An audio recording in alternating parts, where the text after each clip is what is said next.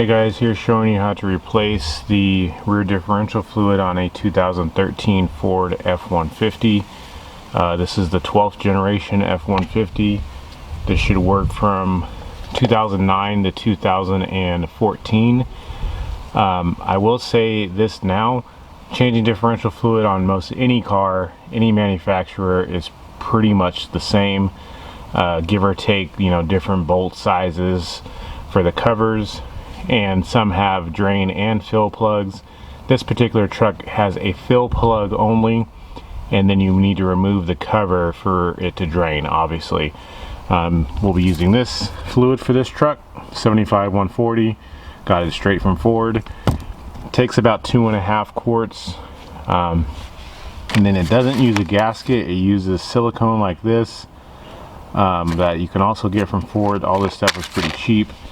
Obviously you'll need a drain pan, a 13mm socket, a razor blade, and a torque wrench, because you'll need to torque these bolts back down to 33 foot-pounds when it's done. As a rule of thumb, when you change differential fluid on anything, not just this truck but anything, some of these cars, your truck, you might have to jack up and put it on jack stands. This particular truck has a small lift kit, so I can just lay on the ground and do it from here.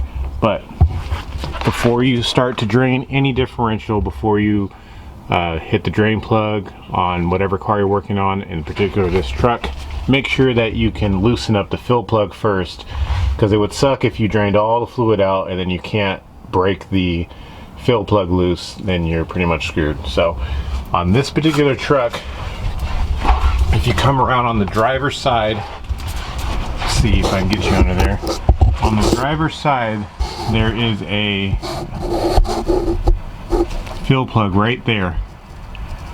All you do is take a 3/8 socket, or sorry, a 3/8 ratchet, and just stick the ratchet head into that hole, and then you can break it loose that way. Like I said, you need to make sure you break this loose. You just stick the ratchet head in there, like so, and then this one's I loosened it up a little bit. Then you can loosen it up just like so and remove the plug. You don't have to remove it right now, but do make sure that you can actually get it loose. If you can't get it loose, maybe use some WD-40 or PB Blaster and try again to break it loose. But like I said, don't drain all the fluid out and then try to come break this loose, because I've seen it happen before where people drain the fluid out and then they can't actually put the fluid back in because they can't get that open. So yeah, that's loose. So the next thing we need to move on to is pretty much taking off all of the bolts on this guy. On the cover here, there's a I don't know how many, maybe 12 or 14 bolts, 13mm bolts. And then there's also, if you look closely up here on both sides, there is this here, I think it's a vacuum line, maybe it could be an ABS wire, but it's just pressed on to the studs here. So if you just pull it off like this, like I just did, just pull this thing off of here. There's one on the other side too, you see it right there. You just pull it off, and then you can go ahead and get to the nut there behind it. So I'm gonna go ahead and take off all of these bolts now. Obviously, when you do take these off, fluid will start to drain at the bottom. So, for obvious reasons, put your drain pan down there. So let's get right to it.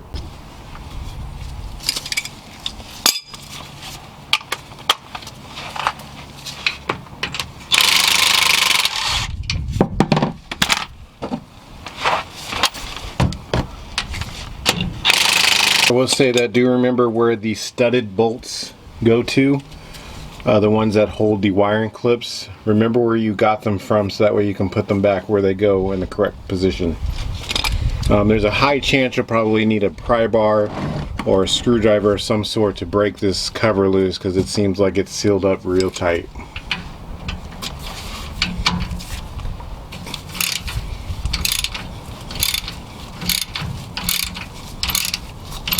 What I'm going to do before I remove this very top corner bolt over here, or any of the top bolts, I'm going to leave it in there. I'm going to break loose all the other ones and take them all out. I'm just going to leave one bolt in there. That way when you do break the seal, the cover doesn't want to just go flying all over the place. Okay, now I'm going to go get a pry bar so I can get this cover off. So if you just give it a few little tiny whacks right here on the bottom, you'll see that the fluid is starting to come out there. Just let it drain mostly out. You can see how I got a bunch of it coming out there. This stuff stinks.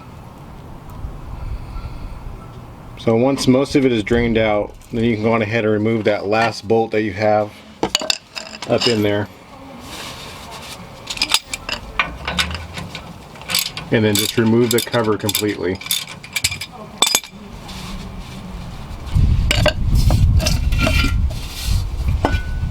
Just remove the cover and set it down at the side.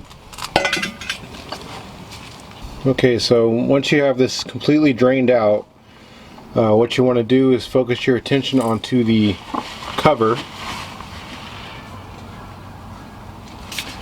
So this is the cover. You take the cover, pour out whatever oil is in here. This is when you want to inspect for metal flakes or anything like that that's in the oil. If there is metal flakes, and you may need to inspect your ring gear and just make sure you don't have any, uneven wear on the faces of the gears.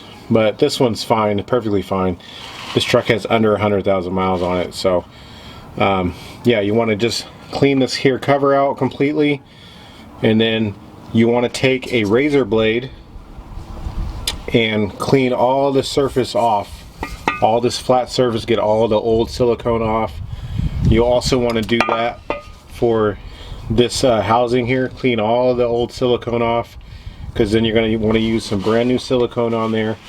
I do suggest taking a rag, and you see how this is going to continue to drip out of here slowly like it is. Get yourself a rag and stick it into the bottom of this, and push out whatever fluid that's in there, so that way when you do put on the new silicone, fluid's not coming and dripping out onto the onto your new silicone and messing it all up. So just do your best to clean all this up, clean up all the silicone. Then when that's done, you'll just run yourself a new bead of silicone around. I'll show you how to do that here in a minute when I get this all cleaned up. Okay, once you get everything nice and cleaned off like I have here, take your silicone. It doesn't have to be necessarily Ford silicone. I use black RTV silicone as well, by Versachem. I like that. So you could use either one, but pretty much you need to take this. I cut it open on the second notch. You probably can't see how big that is, but you're going to run a bead all the way around this thing.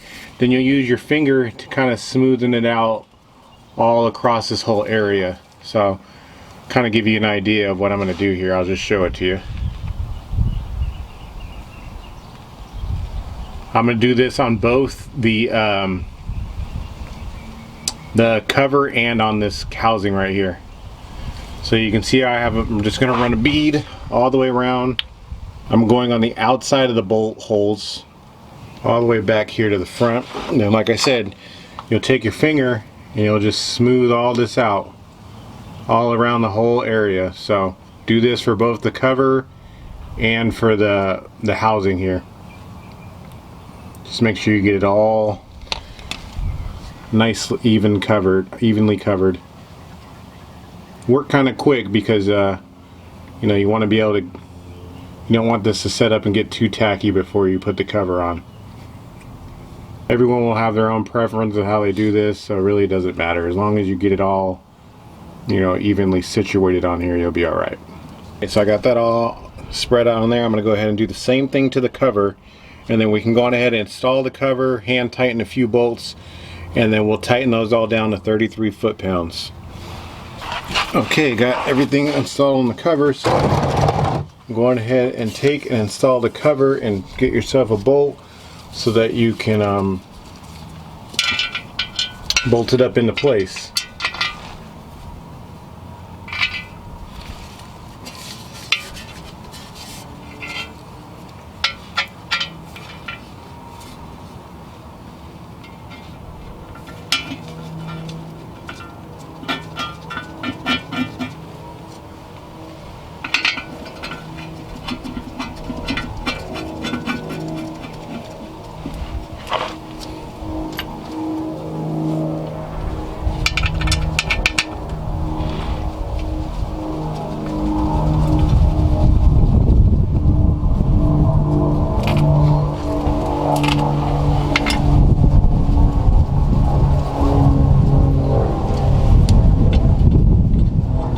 need to go on ahead and tighten these all up to 33 foot-pounds. Okay, so now comes where it's personal preference. If you use a silicone, most of them will have a statement on there that says wait an hour before operating. I personally like to wait. I know if you take this to the dealership, they'll just drain it, slap this cover on, put fluid in there, and send you about your way. So you can do it that way, that's fine. If you are going to do it that way, all you need to do really is just loosen up that fill plug on the side that I showed you before with the 1/4 inch, or excuse me, 3/8 ratchet. Just loosen up the plug, take the fluid of your choice, fill it up. More than likely you'll need to get a fluid pump. I'll leave a link in the description below so you can see what that looks like. It's pretty much just a hand pump. You stick one end into the bottle and you stick the other end of the tube into the differential, and then you just use your hand to pump the fluid in. You're going to fill these differentials up until the fluid just starts to run out of the fill plug. So that's when you know it's full. Even if it says, like 2.5 quarts, there's no really, for sure way. The best way to make sure that it's full is to fill up the fluid until it starts running out of the fill hole. Once you've got that far, go on ahead and put the fill plug back in and torque it down, and you're good to go. So I'm not going to show how to do that right this second, because like I said, I'm going to wait for this to dry for about an hour, and then I'll put fluid into it, just because that's the way I want to do it. Plus I have to do a transmission service on this truck anyway, so by the time I'm doing the transmission service, then I'll come back and fill this guy up. So yeah, again, you'll just need to come back around to the side over here where that fill plug is, take it off, fill it up with the fluid of your choice, wait for it to run out of that hole, and then you can go on ahead and recap that back up and you're good to go. So that's all there is to it. If you have any questions or comments, just leave them in the comment section below. If it's your first time to the channel, I appreciate you stopping by. Thanks for stopping by. Hit the subscribe button on your way out. I will catch you guys next time.